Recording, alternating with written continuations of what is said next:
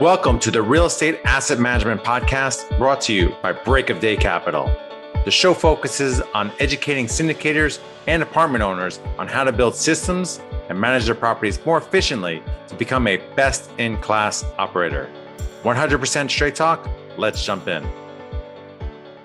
Hey everyone, welcome to another episode of the Real Estate Asset Management Podcast. I'm your host, Gary Lipsky with Break of Day Capital.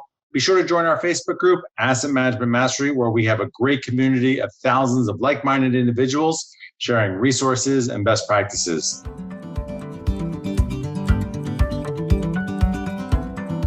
Choosing the right insurance coverage for multifamily properties isn't that complicated if you know who to talk to. At the Garzella Group, we're uniquely qualified to help you navigate the range of policy choices you have, and we're committed to saving you 30% in the process. We do intensive market research and have nationwide relationships, so we can find coverage other insurance brokers simply can't. We should talk. Go to quotenow.biz and we'll start the conversation. Today on the podcast, we have David Childers. Dave is a managing member of Residential Investment Advisors and Cedar Rock Capital based in Nashville, Tennessee. Dave started the brokerage about 10 years ago and has been investing in real estate for over 17 years. Welcome, Dave. Can you start by telling the listeners a little bit more about yourself and what you do? Yeah, thanks, Gary, for having me. I appreciate you having me on the podcast. Like you said, I've been investing in real estate and multifamily for almost 17 years now, and been a multifamily broker for roughly 10. And we're based here in Nashville, Tennessee, and we focus on the brokerage side. I kind of found a niche back when I started the firm doing small multifamily. So 2 to 50 units is really what I broker. But I cut my teeth, owning larger complexes and really learned the business, sitting in a manager's seat. And I think your topic of asset management is perfect. And I love this podcast because I think it's something, I think we talked about this in Houston, it's not taught in a boardroom. It's not taught at a convention, or you got to learn it, I think, from doing it and getting on site and getting your hands dirty and kind of seeing how the property actually runs. So thank you so much for putting this podcast together. And I commend you because it's a great topic that needs to be talked about. I appreciate it. Well, today let's talk about site visits because sometimes I'm blown away, and you mentioned it too, by owners, not doing enough of these site visits, and it's so critical for someone's success. But I'm sure you've walked hundreds, if not thousands, of properties over the years, and what are the top 3 most critical things you're looking for when you do a site visit? I like to make surprise visits. We were just talking about flights, right? I think you need to make surprise visits. You need to show up unannounced, and you need to see where the state of the property is, landscaping, vacant units, what do the back porches look like? Are the turns the quality that you're expecting and you want? Is the painting done the correct way? Is the maintenance guy's shop in order? And again, I think unannounced visits are the best, and maybe managers don't like it, but I know we talk a lot about buying properties in places that you like, where you have family. So one property I'd purchased was in Florida, and so while we were on vacation, I would just stop by. The manager sometimes wouldn't recognize me because I had my board shorts on and flip flops. But I liked it that way, right? And I made her feel as comfortable as I can when on those site visits, but unannounced. I wanted to see if the grass was overgrown and if everything that I had asked the last time the property had been done. I hop in the golf cart, take a couple trips around the property. Back doors. I want to see what the back porches look like, and make sure the rules are being followed. And those are some of the things that I look for. Yeah, absolutely. I love that you said unannounced because that's so critical. One of our first properties, we had a property manager that would tell us like, oh, this was done and this was done and this was done, and we would do a site visit and it wasn't done, and we did that I think twice. By the second time, we're like, she's got to go. She's lying to us,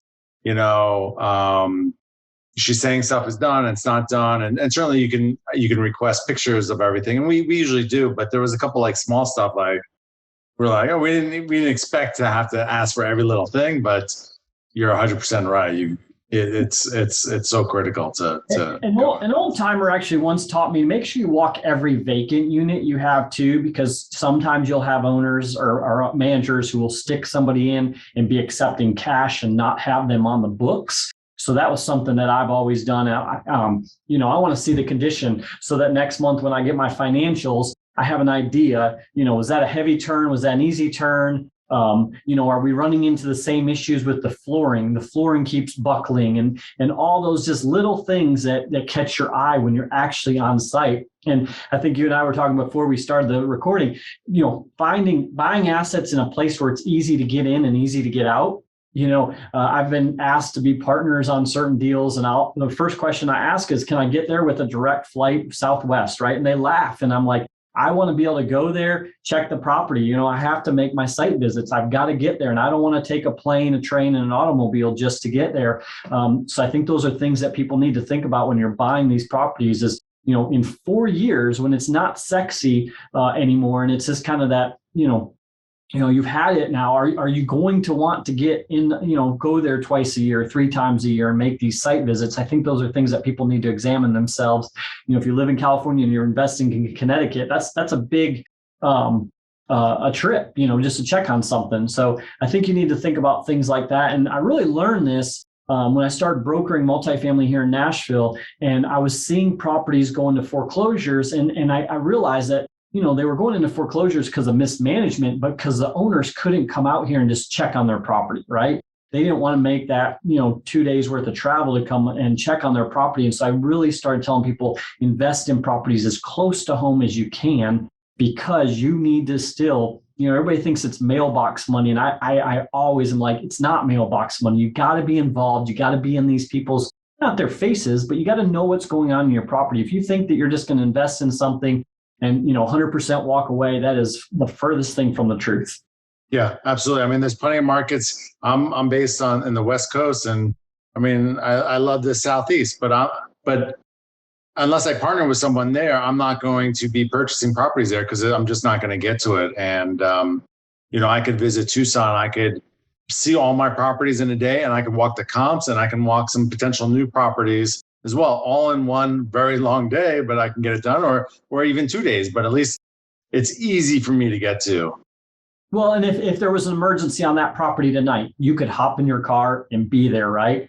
If you don't think, the money's being spent, again, you could be there very quickly and not have to, be making flights or, that was always my thing, is that if I can invest within a day's drive, an 8-hour day or, of driving, that was kind of my parameters here for me here. I'm based in Nashville, Tennessee. So we're really centrally located. One thing we need to work on you is just get you out of California. That will help a lot.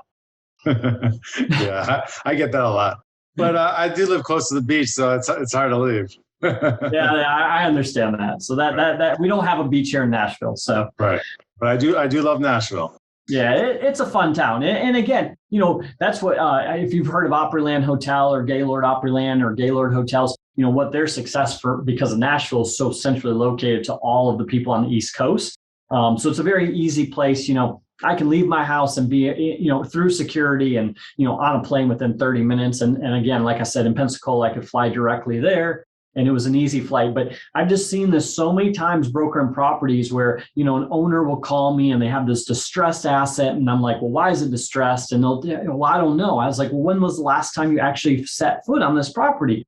And they tell me, oh, it's been years. I'm like, you live 45 minutes away. You're telling me that 4 times a year, you couldn't, just drive there one day and just walk units, and so I felt bad for owners in the beginning that property managers were taking advantage of them or they weren't doing their job. But then I started not feeling bad for them when I realized that it was just kind of laziness, and mostly if you have partners, maybe you can trade on and off, when you go, but definitely doing site visits, that one comes to mind because I think the dumpster was overflowing, right? And, there broke down cars, just real simple stuff that, again, if they would have given their management company direction and the management company shouldn't have been allowing those things to happen. But, as an owner, you have a responsibility, mostly if you're raising capital and using other people's money, that's your job.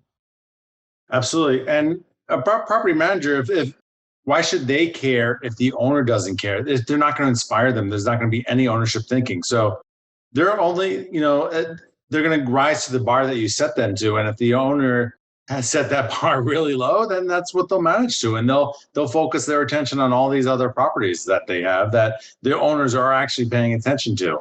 And that's a great point too, is, your manager starts understanding that you care about them, you care about the property. I would take them out to lunch. I would, bring them a gift, bring them Starbucks gift cards. We're on the same team. How can I help you do a better job? What resources are you missing? Maybe you have a management company that's not letting you know what's going on with the actual on-site manager. So, once you start building that rapport with that on-site person and you let them know that you're on their team and you're not against them, man, it opens up great doors. You start having one-on-one conversations with them directly. At least I would. And they knew my cell phone number. They could call me at any time. And so I built really good relationships with my on-site people. And again, I think that's, making these site visits, seeing your face. Hey, take a couple $100 bills. And as you see the maintenance guys doing a good job, hand them $100 bills, right? I mean, that $100 bill can go a long way for a maintenance guy or somebody picking up trash, just telling them they're doing a good job. Absolutely. It'll go from maybe doing a shoddy job, taping up something that's going to be a problem that's going to keep happening, or to something where they really feel they're going to go that extra mile, and it could save you thousands upon thousands of dollars in the long run. Yeah. Showing up at night, is your property lit up? Would you want your mother or your sister living at that property? How's it look at night? Is it well lit? Do you feel safe? All those kinds of things. You can't, I love it. Like right now we see a lot of guys, they'll analyze these deals. You'll see these big spreadsheets, but they actually have never set foot on a property. And there's no line item. There's no Excel spreadsheet for that. You got to go and just be in those people's shoes, be in those maintenance guys' shoes. Do they have everything, all the tools that they need to do to get the job done? So again, being on site, I think I learned this because the first big property I bought, I had a partnership where my job was to be the managing member and be on site, be the actual manager day to day. So I've sat in the leasing seat. I've cleaned out toilets and sewer lines. And so I think you asked me about my superpower, and I'm going to spoil it right now. I think that's my superpower, is that for 5 years, I got to sit behind the desk and talk to the tenants, right? And realize what they were looking for. So when I go on site now, I don't have a manager go like, well, you just don't understand what I go through every day. And I go, no, actually I do. I did this job. I know where all the clean outs are on these sewer lines. I know I have some of the same tenants that I placed in that property. So I think that's my superpower, and I'm spoiling your question at the end because I've done it. I've actually physically been there. So I think the more and more you can spend on a property, you start understanding how the business. That's where the rubber meets the road in this business, right? That's where the day to day is, and dealing with tenants and helping them. So Dave, when you're doing site visits, are there some big red flags that you see, maybe as a buyer or as a broker, when you're going to a property, things that you're like, this is going to be a problem?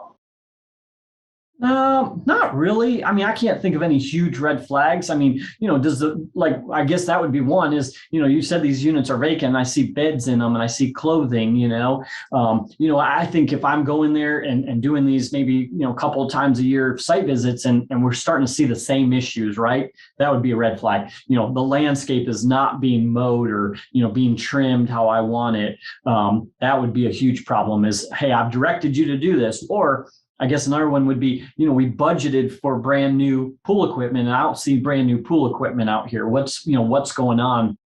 So those would be my red flags, as if I'm not seeing action from direction I've given. Yep, absolutely. What about you? What's your big red flag? When we're doing site visits on a property that we own, I get, a lot of it is the neatness of the property, that you see that right away, and it's easy to walk by trash, and that little thing is so important to, if they're caring for that property, that attention to detail. I know that they are applying that attention to detail throughout all the different tasks that they have to do. So that's a good simple sign for me. That makes sense. So if you're seeing trash, you're seeing the little things outside on the physical property, maybe the financials and the leases aren't being, every T's not being crossed and I got you. That's a great point. Yeah. I want them to be really, every little detail counts, and we set that expectation from the beginning, so that they know where to shoot for, where, like we have a very high standard. And we're not, whenever we do these surprise visits, we're not trying to, catch you in doing something bad. We actually want to catch you doing something good. And if something isn't to our liking, then we look at it as a learning opportunity in the beginning. And then the next time, then that becomes a real problem. But we want to give someone an opportunity to do well. And hopefully that will inspire them to go that extra mile. Yeah. Yeah. That's a good point. And like you said, I want my properties to be clean, functional, affordable. That's always been my saying, clean, functional, affordable, right? I want to clean. It doesn't take a lot of money to keep a property clean, right? I mean, and that's why I want to provide that service to my tenants. And so it's not I'm checking up on you. I want to make sure my tenants are getting the product that they're paying for, so it's, I can't, but you can see how it comes off as like you're checking up on me, but it is. I've got a responsibility, right? You have a responsibility to your investors, to the bank, to the lender, to the, everybody. And so I am going to, trust but verify, right? I mean, it's a simple business, right? Trust but verify. And, you brought up a good point. Like if you're taking care of the property, the tenants are going to stay. If work orders are getting done, if you're improving the property. We took over one property in December and, huge rent bumps and everyone's renewing. And we bringing up the rents, even the ones that without the renovations, almost to market, and they all want to stay because they see what we're doing and the care that we're taking to this property, and they want to be a part of it. Yeah. Yeah. And it's an easier conversation to have, right? We're bumping rents, but you're also getting this better service, right? If you're getting the same crappy apartment and crappy management, why should I have to pay more for that? So it's a good story and good business. And that's the thing for the managers, right? The better I make this property and the more money I'm putting into it and the more resources I'm giving you, the easier it is for you to do a lease up and get the renewals that you need to make your bonuses, right? And to make your lease up bonus or your NOI bonus. So, well, Dave, this is the time we start wrapping up. I appreciate you coming on the show and adding a ton of value on doing site visits. Please tell the listeners where they can find out more about you. Yeah, I mean, you guys can find me on social media, Dave Childers on Facebook, RIA-inc.com, RIAinc.com. That's my company website here in Nashville. Actually, one other thing, I always give my cell phone number away. So I think, I've been doing this since the first podcast. My cell number is 615-479-8737. If you want to reach out and talk, give me a call, give me a text, give me a little bit of time to respond. But I always do that. And I always love the responses and contacts I make through that. Awesome. Well, thanks again, Dave. This is Gary Lipsky signing off. I'll be back next week with another informative episode on the Real Estate Asset Management Podcast. To all of our listeners, thanks for joining us. And if you like this episode, please head over to iTunes or Stitcher and like, subscribe, and review this podcast, as it will help us grow our audience and reach more people. And if you'd like to learn more about what we do at Break of Day Capital, head over to our website, breakofdaycapital.com, and sign up for our newsletter and or fill out our investor application. We'll talk to you next week.